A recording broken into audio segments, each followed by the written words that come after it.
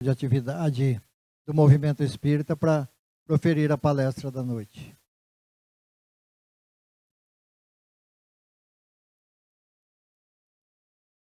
Boa noite a todos. Em nome do nosso Mestre Jesus, mais uma vez cá estamos. O doutor José Carlos de Luca, ele é juiz de direito em São Paulo e ele é autor do livro Alguém Me Tocou. E nesse livro ele faz vários comentários a respeito das passagens e parábola de Jesus. E também outros textos de vários autores. E o texto a seguir é um alerta e um pequeno puxão de orelha que o doutor Bezerra, como sempre, nos presenteia. E eu gosto muito dos puxões de orelha do doutor Bezerra, porque todos eles servem para mim. No livro Bezerra, Chico e Você, tem um texto lá que eu vou fazer a leitura e em seguida depois nós vamos tecer alguns comentários. Reconheçamo-nos na condição de companheiros do Cristo, que anseia por agir por nossas mãos e ver com os nossos olhos, abençoar com a nossa voz e amparar com o nosso discernimento na construção do reino de amor e luz a que fomos trazidos, não só para teorizar e aguardar, mas também para renovar, fazer, elevar e construir. Dr. Bezerra. Dr. Bezerra, considerando-se um amigo de Jesus, ele vem do mundo espiritual formular um convite para que, doravante, para que, a partir de hoje, possamos ser companheiros fiéis do Cristo. É uma proposta que, na verdade, vem sendo feita por Jesus quando ele nos chamou de amigos. Como, provavelmente, nem nos lembramos mais deste convite, já que faz muito tempo, o Dr. Bezerra vem nos relembrar qual era e qual é, até hoje, a intenção de Jesus. O Cristo não deseja apenas ser o Messias. O Cristo não deseja apenas ser o Salvador, o Mestre ou o médico de nossas almas. A sua intenção, seu objetivo maior, é de ter um relacionamento mais íntimo conosco. E por isso que ele nos chamou de amigos. Já não vos chamo servos, porque o servo não sabe o que o seu senhor faz. Mas chamei-vos amigos, porque tudo quanto ouvi de meu Pai vos dei a conhecer. Está lá em João 15:15. A palavra amigo para Jesus era e continua sendo muito forte. Dr. Bezerra pede que não devamos esquecer de que Jesus valoriza muito o amigo. Pede também que nos reconheçamos como os companheiros do Cristo. Há mais de 2000 anos, ele, Jesus, vem tentando se aproximar de nós. Há mais de 2 milênios, ele vem usando de todos os meios possíveis para chamar a nossa atenção. Quem sabe não tenha chegado o momento de selarmos em definitivo esta amizade. Todo livro edificante que chega até as nossas mãos tem uma finalidade. Um folhetim que tem uma frase que nos impacta tem finalidade. Uma frase de um para-choque de caminhão que nos chama a atenção tem uma finalidade. Porque o acaso não existe. E normalmente é o dedo de Jesus querendo mostrar algo para nós. É o Mestre querendo muito estar conosco. É o Mestre querendo muito estar somente você e ele. Você e ele, tal como 2 grandes amigos que se ajudam mutuamente. Eu sei que você tem uma lista de pedidos nas mãos para apresentar a Jesus, diz o Dr. Bezerra. Sei também que ele quer te ouvir e sei também que ele quer te ajudar porque ele conhece as suas dificuldades e porque ele é o seu amigo. E, aliás, eu quero dizer o seguinte, ele não é o seu amigo, Jesus é o seu melhor amigo. E o melhor amigo está sempre disposto a fazer tudo o que for bom e necessário para você. A amizade é uma via de mão dupla. Jesus é seu amigo, mas você também deve ser amigo dele. Nós queremos tocar Jesus, e Jesus, de igual forma, deseja nos tocar também. O mestre de Nazaré possui uma lista de pedidos para fazer para você, mas você ainda não se deu conta. Várias vezes nos apresentou a relação de pedidos, através dos seus ensinos e através de tudo o que ele fazia. Primeiro, para que nós utilizemos as mãos. Segundo, para que abençoemos com a nossa voz. Terceiro, para que enxerguemos com os nossos olhos. E quarto, para que usemos a nossa inteligência e a nossa razão. Cristo deseja agir por nossas mãos. De que maneira você acha que ele usaria as nossas mãos? Usaria para bater, agredir, atirar, matar, torturar, roubar? Certamente que não.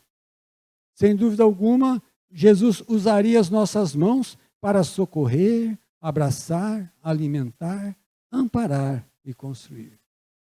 Todas as pessoas que estivessem precisando de uma mão amiga, Jesus usaria as nossas.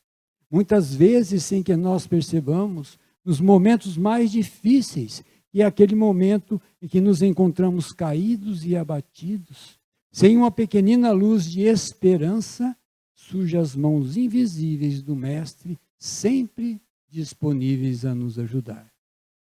Nas jornadas mais difíceis que cada um de nós temos que seguir, não aguentaríamos se não fossem as mãos de Jesus a nos sustentar. São as mãos de Deus que, através das mãos de Jesus, nos acaricia, nos levanta quando estamos abatidos. Cristo deseja ver com os nossos olhos. O que ele veria com os nossos olhos? Por certo, Jesus procuraria ver as pessoas que estão sofrendo à nossa volta com os mesmos problemas que os nossos, mas que nós não percebemos, porque estamos com o nosso olhar ainda distante e indiferente. Às vezes, nosso irmão necessitado está bem à nossa frente, mas nós não conseguimos enxergar, porque estamos preocupados somente com os nossos problemas e com os olhos voltados para os nossos próprios umbigos. Estou convicto, disse Dr. Bezerra. Jesus teria um olhar de compreensão, ternura e compaixão para todos aqueles que passassem diante de seus olhos. Os olhos penetrantes de Jesus eram uma marca registrada. Seus olhos tinham as marcas da honestidade, sinceridade e lealdade. Assim também deveriam ser nossos olhares para com todos aqueles que cruzassem o nosso caminho. Sempre que nos encontramos perdidos e desolados, um olhar do Mestre sempre fará um bem a todos nós. A forma sincera e honesta como Jesus olha para nós, quando vivenciamos momentos difíceis, é como uma injeção direta na veia para quem perdeu o ânimo da vida. Cristo deseja abençoar com a nossa voz. Ele quer falar pela nossa boca. Que palavra Jesus usaria para as pessoas que cruzassem diariamente nosso caminho? Certamente teria somente palavras construtivas, esperançosas, motivadoras e amigas. Palavras que somente criassem harmonia e paz entre os povos. Jesus jamais falaria que qualquer ovelha do seu rebanho ficaria perdida e não teria recuperação. Jesus certamente ficaria com a frase: amai-vos e instruí-vos. Quando Pedro cortou a orelha do Malco, servo de um dos sacerdotes, imediatamente Jesus recolocou a orelha no lugar, deixando claro que ele era contra a violência. E o último milagre de Jesus foi pela não violência. O jeito de ser de Jesus sempre foi de paciência. Segundo Divaldo, paciência é a ciência da paz. E somente a paz poderá trazer o equilíbrio e harmonia para cada um de nós e entre todas as criaturas do universo. Jesus jamais se irritava. O azedume ou a pressa não faziam parte do seu dia a dia. Dos lábios de Jesus saíam somente palavras em formas de estrelas cintilantes. Jamais uma palavra chula ou de baixo calão sairia da boca do Mestre. Jamais sairia da boca de Jesus qualquer palavra de ofensa, preconceito a quem quer que seja. Jesus nos alertou. A boca fala o que o coração está cheio. Por isso que devemos prestar muita atenção no que falamos e também no que os outros falam. Jesus foi claro e objetivo. Prestem atenção nos frutos. É pelos frutos que conhecereis a árvore. Uma árvore má jamais produzirá bons frutos. Por isso que o Cristo deseja, para a construção do reino de amor e de luz, do concurso do nosso discernimento. Ou seja, ele precisa do nosso posicionamento perante ele, Jesus, e perante toda a comunidade em geral. Jesus quer usar a nossa inteligência e a nossa razão para construir aqui na terra o reino de Deus. Jesus sabe distinguir o bem do mal, o certo do errado e o justo do injusto. Ele sabe tudo sobre ódio e tudo sobre amor, e os vários valores da terra que hoje estão invertidos. Por isso que ele quer livros nas nossas mãos. Por isso que Jesus usou as mãos do Chico para espalhar mais de 420 livros, versando sobre os mais variados assuntos. Inclusive, muitos desses assuntos ainda nem mencionados estão pela nossa ciência. É Jesus nos mostrando o caminho. O mal, muitas vezes, triunfa pela omissão dos bons. O mal sempre foi corajoso. O bem, infelizmente, sempre foi covarde e sempre teve medo. Está lá na questão 932 do Livro dos Espíritos. Jamais sairia da boca de Jesus qualquer palavra de ofensa ou preconceito a quem quer que seja. E ele mesmo disse que a boca fala o que o coração está cheio. E um coração manso, pacífico como o de Jesus, deve servir de exemplo para todos nós. Por isso, o Mestre pede que o nosso amor seja corajoso e que a nossa inteligência seja atuante. Por um simples detalhe, para distinguirmos o joio do trigo. Para você prestar atenção e verificar se a sua vida está sendo pautada em cima do Evangelho.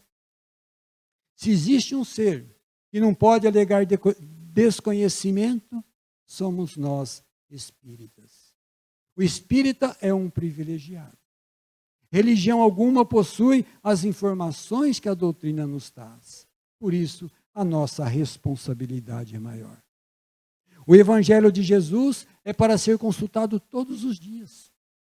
Principalmente naqueles momentos difíceis, onde temos que tomar decisões importantes, quer seja para nós, quer seja para os outros, quer seja para a humanidade. E nessas horas é que nós devemos colocar em prática o que nós podemos chamar de testemunho. Testemunho de tudo que você estudou na doutrina, testemunho de tudo que você ouviu nas palestras e assistiu no curso. Esses são os pedidos do Cristo. Ele precisa de nós para agir por nossas mãos, por nossos olhos, falar por nossa boca e construir o reino de luz pelo nosso discernimento.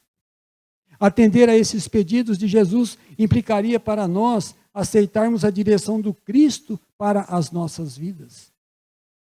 Em aceitando que Jesus dirige a nossa vida, também estamos aceitando algumas condições implícitas, tais como agir como ele agiria, falar como ele falaria, olhar como ele olharia e discernir como ele discerniria.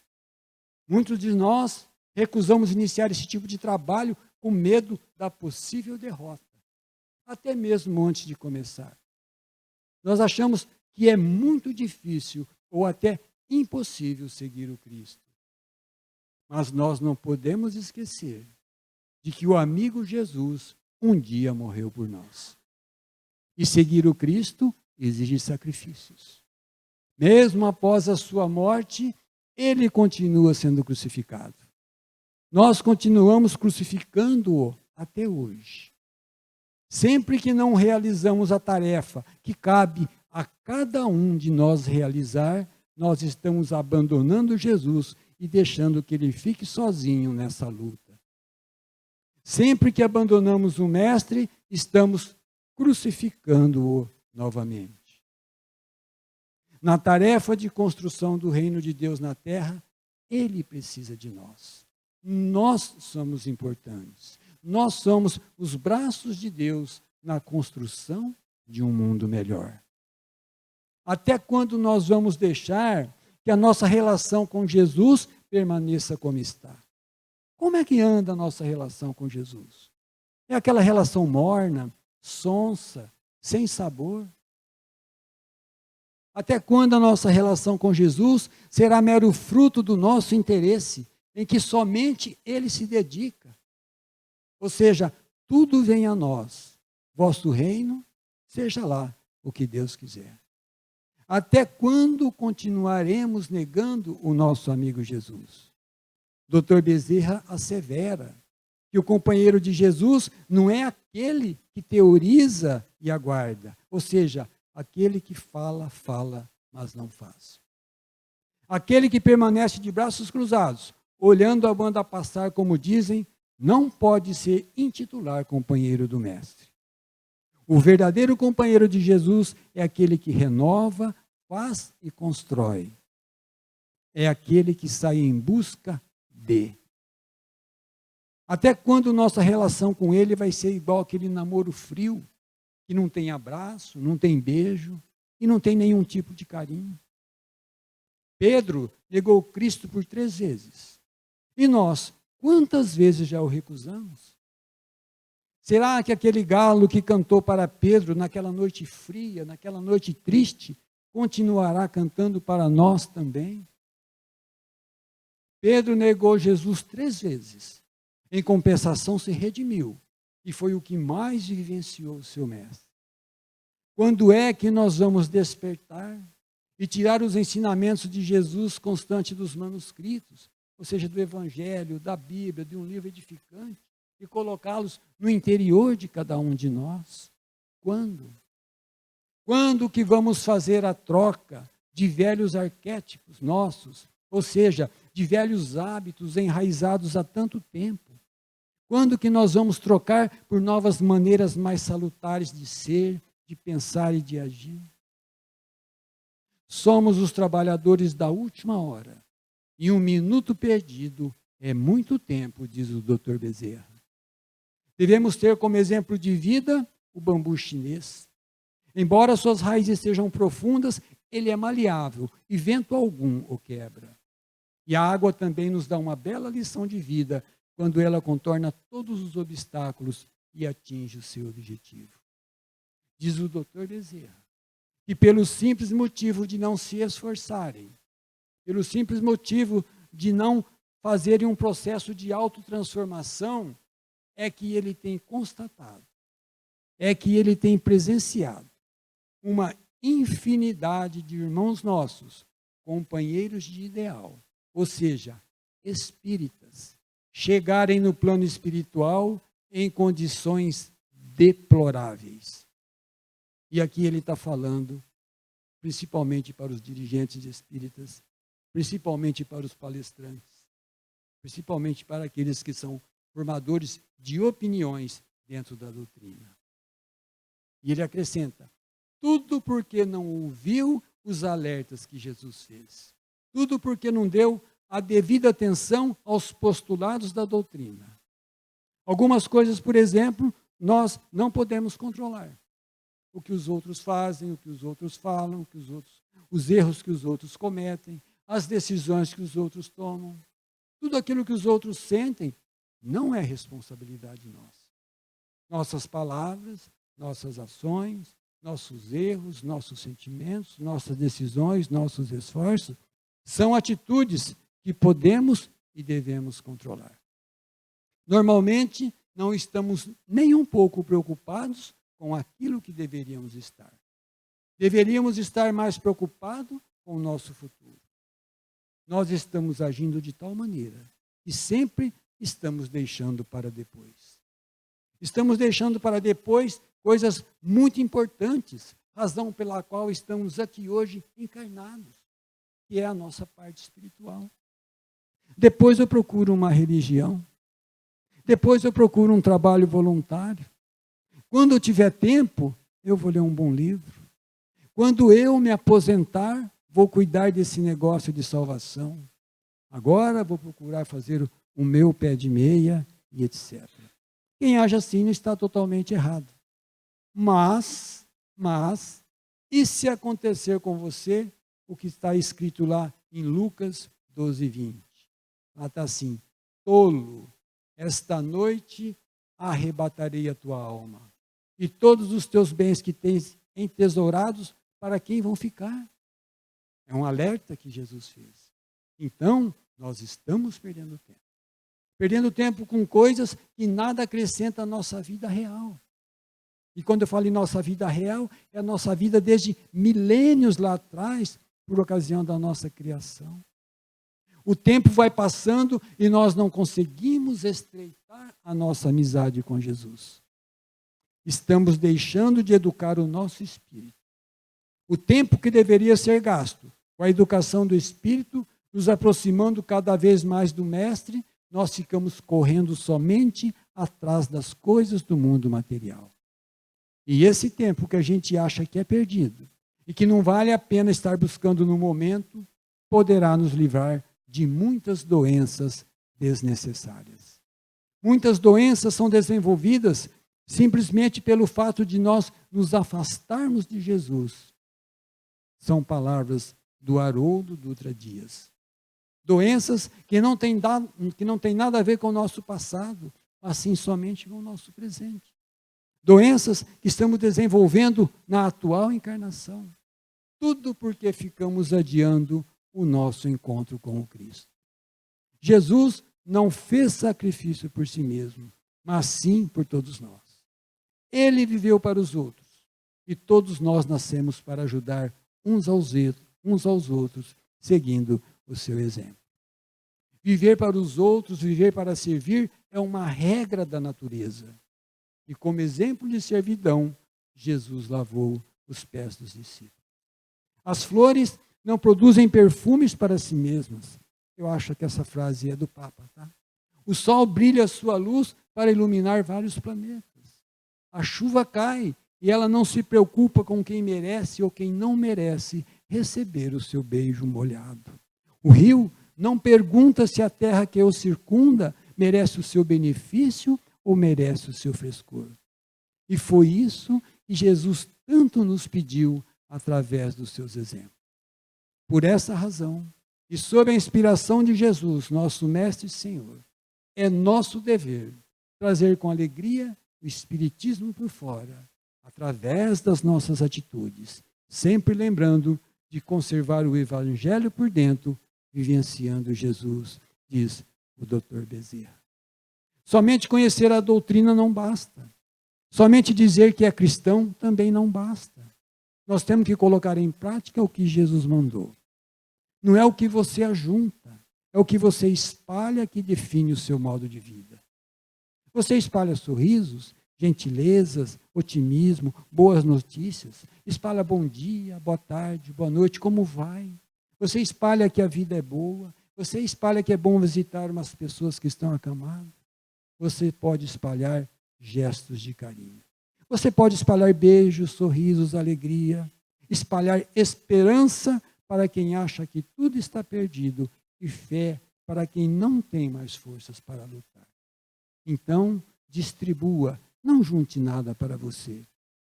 Tudo vai ficar por aqui mesmo. É o que você distribui que te pertence. É o que você espalha que define como é seu relacionamento com Jesus. Pensemos com carinho e espalhemos gratidão a tudo e a todos. Muitas vezes pensamos ou dizemos aos outros que eles não conhecem as nossas dificuldades e que falar ou cobrar determinada atitude nossa é fácil. Difícil é vivenciar o que vivenciamos. É assim que a gente fala quando alguém nos convida para um trabalho voluntário, para uma reunião de estudo, para uma palestra edificante. Nós nunca temos tempo. Mas o poeta Braulio Bessa, talvez ele entrou em conexão com os nossos pensamentos e ele nos diz o seguinte: o meu ou o seu caminho não são muito diferentes. Tem espinho, pedra e buraco para morte atrasar a gente. Não desanime por nada, pois até uma topada empurra você para frente. Quando a vida bater forte e a sua alma sangrar, quando esse mundo pesado lhe ferir e esmagar, é hora do recomeço. Recomece a lutar. Quando tudo for escuro e nada iluminar, quando tudo for incerto e você só duvidar, é hora do recomeço. Recomece a acreditar. Quando a estrada for longa e o seu corpo fraquejar, quando não houver caminho e nenhum lugar para chegar, é hora do recomeço. Recomece a caminhar. E quando o mal for evidente e o amor se ocultar, quando o peito for vazio e o abraço faltar, é hora do recomeço. Recomece a amar. E quando a falta de esperança para você se apresentar, quando tudo que for real você não conseguir suportar, mais uma vez, é hora do recomeço. Recomece a sonhar. E quando você cair e ninguém lhe amparar, e quando a força do que é ruim conseguir lhe derrubar, é hora do recomeço. Recomece a levantar. Enfim, meu povo, é preciso de um final para poder recomeçar, como é preciso cair para poder se levantar. Nem sempre engatar uma ré significa voltar. Remarque aquele encontro, reconquiste um amor, reúna quem lhe quer bem, reconforte um sofredor, reanime quem está triste e reaprenda na dor. Recomece, se refaça, relembre o que foi bom, reconstrua cada sonho, redescubra algum dom, reaprenda quando errar e rebole quando dançar. E se um dia lá na frente a vida der uma ré, recupere a sua fé e recomece novamente. Muito obrigado a todos, muita paz, e que possamos voltar para os nossos lares, levando conosco tudo aquilo que nós viemos buscar. E possamos ser aliviados nas nossas dores e atendidos nas nossas necessidades. E aí tem uma palavrinha que eu quero deixar bem claro para vocês. Pequena, mas importante. Merecimento. Merecimento é a chave que abre todas as portas que existem no universo. Inclusive aquela porta estreitinha, cobiçadas por todos nós, que é a porta do céu. Nós também podemos chamar de porta da felicidade. Muita paz a todos.